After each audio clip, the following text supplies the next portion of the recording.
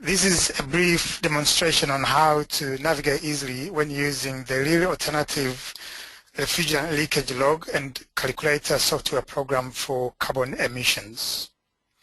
This video will show you how to use the software program to record refrigerant use and report on environmental impact.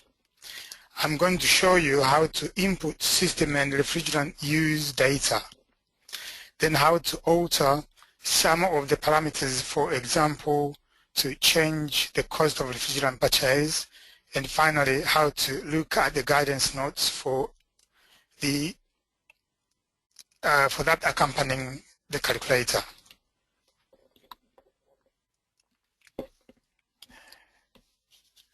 If it is the first time on your computer, the user guidance notes will appear first. Should you choose to read through these notes without going any further, please do so by scrolling up and down. Clicking on any of the buttons will prompt the message reminding you the fact that the macros are disabled. Enabling the macros will bring you to this page with the developer's details. Clicking on this Start button will bring you to the page with 3 options.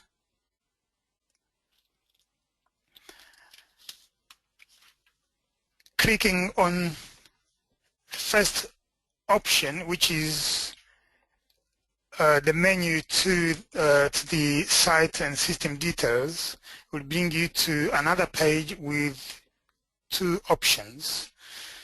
By clicking the first option, which is the site details, will bring you to this page where you could put the details of the site. In this case, you can put, for instance, Crayford.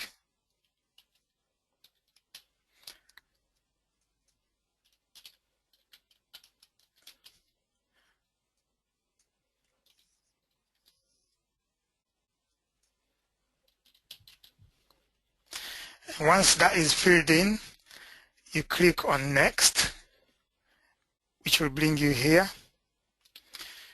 The calculator has got a maximum of 10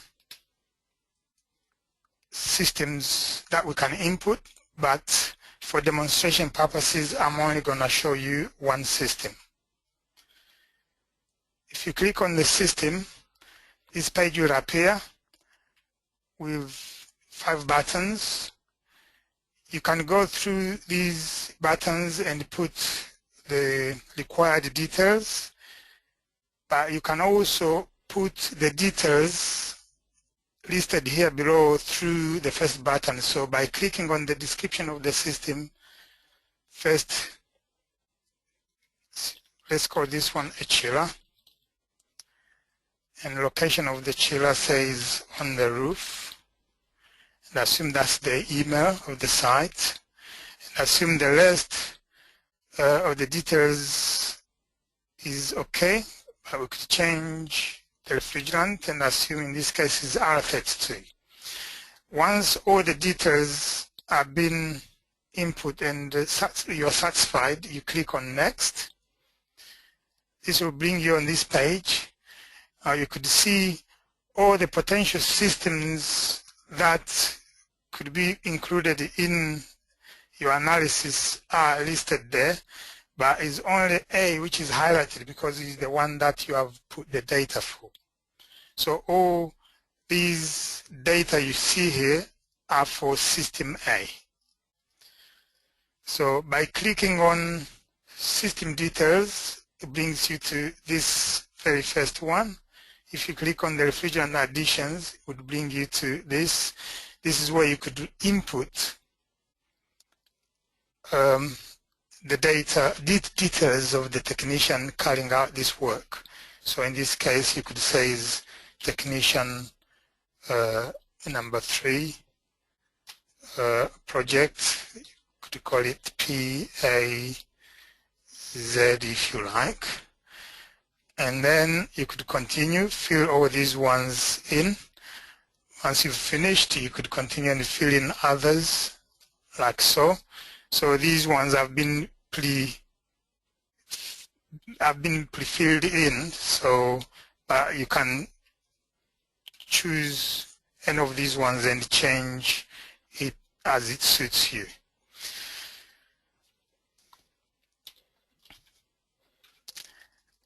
And so on. So you could navigate through all these ones and put all these details based on the site that you're working on. Once all that is done and you're satisfied, then you can click on the carbon emissions and cost, like so. Once you've done that, then it will bring you to this small page which asks you for the start date and end date of which you want to consider your analysis for.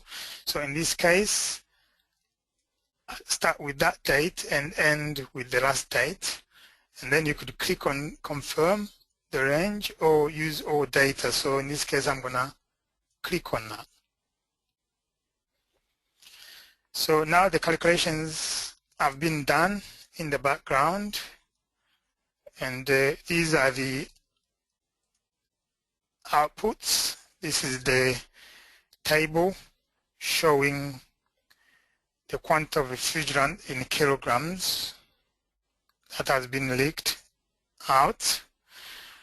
And then here you have got comparable emissions. In this case, you can see the total direct carbon dioxide equivalent emissions resulting from the refrigerant losses for the 2.2 year period that we have considered would be equal to those traveling 2.8 million passenger kilometers in an airliner on a long haul. So,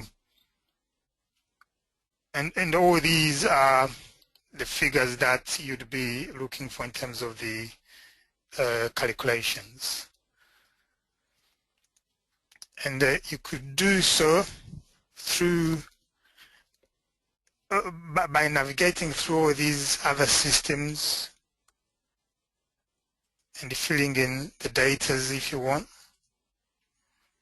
and then confirming, and then you have a graph like so. And when you go to that, you could see the comparison has actually changed. So all the time you do your calculations, it's always important to come to this cell and look for the comparable emissions. Okay, and once you've done that, you could go back to the refrigerant leakage log datasheet, and then you could choose for total refrigerant used for the site. This is the site that would, the page that would give you the summary of all the systems that you would have included in your calculation. So in this case, you see system number 1, which you have input the data, and you could see for system number 2, 3, and 4, you have got something there. That means there is something in there, although we haven't really considered putting them ourselves. Okay, and then you could go to data sheet. This allows you to change these refrigerants. So all these refrigerants could be changed. Yeah, in this case, for instance, you could change it to any refrigerant you want. Call it R134A, although there is one already being considered, and then you could change all these global warming potentials and the cost. But in this case, I'm just going to leave it as it was before. Okay, so once you've done that, then you could go back to where you were before, and at any point during doing this, if you are stuck and you need to go to the user guidance notes, you could click here, and this will bring you on the user guidance notes. And then on the left hand side, you have got a list of options that you could click on. For instance, if you clicked on how to start up and form menus, you click on here, it would take you straight to that particular option you have clicked on. And if you need to go back to that particular menu, you click on user guidance contents, it would take you back to here, and you could click on, say in this case, click on datasheet worksheet. It would bring you to that datasheet. And then if you need to go back to the same menu, you click on there and it would bring you back here. But then you can navigate through systems by clicking on any of these systems. So for instance, if I clicked on A, it would take me back to the system A where you input all the details. Okay, and then once you're satisfied and happy and you need a copy of the work that you've done, you could click on print and your work would be printed as this is set as a default, so would print as normally as would have selected the print button as normal. So once you've done that, you've got to remember to click on Save and Exit menu.